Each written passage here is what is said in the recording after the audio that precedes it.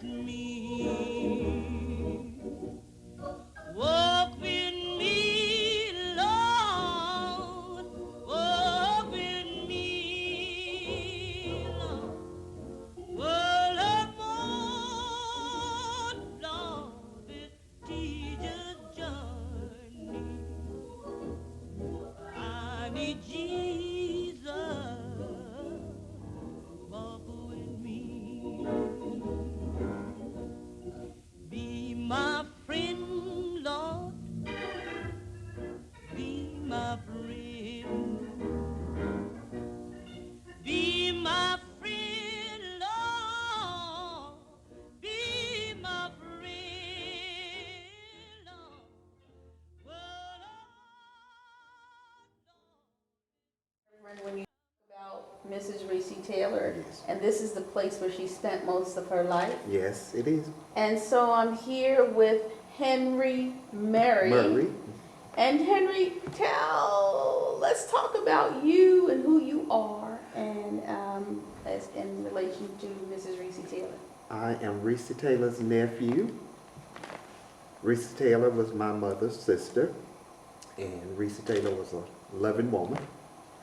And from a child, growing up, you just loved Aunt Recy. You couldn't help but love Aunt Recy. She was just love. That's just what she represented. Aunt Recy talked about it, and she talked about what happened to her. And she talked about that, how she overcame all of that, and how she loved the Lord. And because she walked with the Lord, she was able to really deal with it, but she also wanted to seek justice. She thought she never sought justice because she wanted the world to know that she was not a lying woman, and she was not the type of woman to take money for sexual favors. But she was a God-fearing woman and loved the Lord, and that was her true story. Right, You know, right. she just wanted everybody to know. She was actually leaving church that night. Correct. She was leaving church, and in every story that I read about Mrs. Taylor, she loved going to church. Loved it. And so that was something that was a part of her life. Yes. Never left. Right? Never left. All her life. All her life, even in the nursing home, they had church services, they had Sunday schools. As long as she was able, she attended every one of them. And the nurses always laughed because she out-taught the preacher or the Sunday school teacher. She took the lesson over. Mrs. Taylor had a great relationship with her family, and that's something that, you know, when you were talking about there were family members that were really near and dear to her that she loved. So let's talk about the family members and how she interacted with her family. Okay, after the death of her daughter and one of her grandchildren, she raised her other granddaughter, Mary, and Mary was really dear to her heart. She loved as her own. And then Mary had a daughter named Aisha, and Aunt Recy took Aisha and raised her as her daughter. Wow. And she loved them dearly. And she raised her own siblings too She after did. her mother passed. After her mother so passed. she was a very nurturing, caring. Yes, she raised woman. her siblings, which were younger, which would have been my mother, Mary, Aunt Alma, and Uncle Robert. And then when Aunt Recy moved away, then that put my mother the next, and she continued to finish where Aunt Recy left off. So you have a very loving family. Loving family. And Aunt Recy was a family-oriented woman. When she lived in Winter Haven, Okay. and her, and which Mary and Aisha, I will always refer to as her daughters. She raised them. When she always came to Alabama, she was so family-oriented that when she came, she didn't only spend a night with one family member.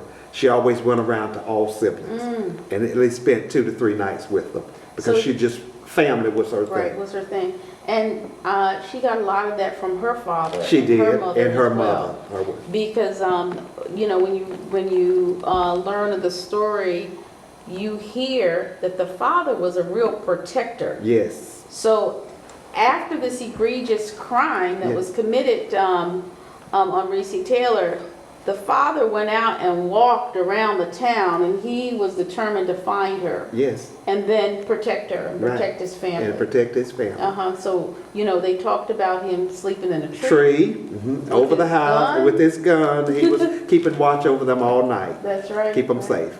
And it was during Jim Crow, during Yes. the Jim Crow era, so there was this sense of, if you talk, we're going to kill you. And Yes. the thing about Recy is she wasn't silent for a minute, No, right? ain't Recy kept quiet about nothing. You fast forward to today. Yes. That is the thing, is not to be silent. She talked and she taught folks Yes, she did. how not to be silent. She did.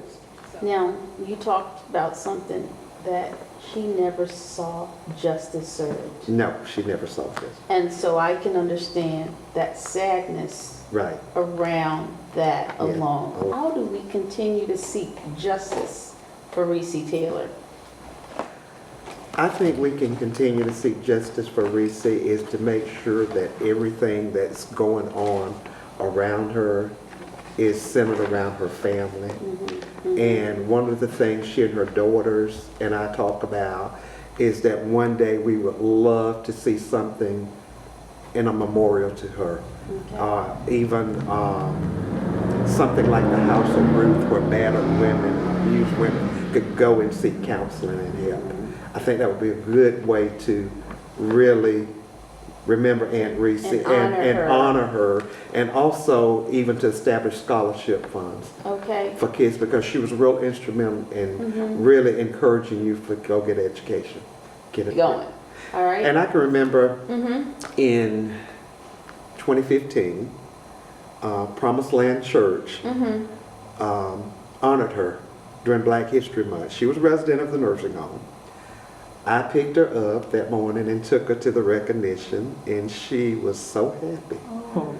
She was so happy, and when they recognized her and gave her the plaque, she just smiled, and they asked her anything she wanted to say. And she said to the young youth and the children, only thing I can tell you is this. And she sang the song Walk With Me, Lord, which was her favorite song. And she told them, this is how you make it through life. And that's the message she left on those children's hearts. And I can remember leaving the sanctuary of the church, the young children coming and hugging her and kissing her and, giving her gifts, because, Recy Taylor. yeah, that was Recy Taylor. That was Recy Taylor. That was Recy Taylor. Now, the picture that just stays with me always is the picture that showed her sitting with her husband and her baby. Yes. And that's the one picture that you see whenever you pull up Google Recy Taylor, that picture comes up. Yeah. That picture just, not only does it rip your heart out, because this happened during a time when she was a young mother and a wife. And I always ask, you never hear about her daughter. Yes. So, talking to you and learning, she died in a car accident. Right. So tell us about that and how that affected Recy Taylor. That was back in 1967. I can remember it well. When she called my mother and told her what had happened. Her daughter's name was Joyce. Joyce had two daughters, Van and Mary Joyce. And she told that it's been a terrible accident, that an 18-wheeler had hit them head on. And that it killed Joyce and Van instantly, but Mary survived, but didn't know how long. And I can remember she was so hurt. She was really hurt. But she was a strong woman through it all. I mean, through all of this, she's just been strong. Wow. She came and buried him here in Abbeville.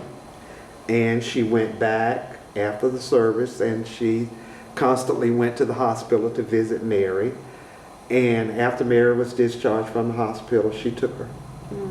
And that was raised her to own. That was her child. That was her child. That was her baby. And she was just inspirational through it all. Well, that's one thing, when I look at her life, that's what I see. That's what I also felt through the activism with Rosa Parks. Yes. because they were very much alike. Yes. Okay, strong, determined. determined. Black women who also took care of their families and nurturing them with loving and God Yes. and God-fearing. So thank you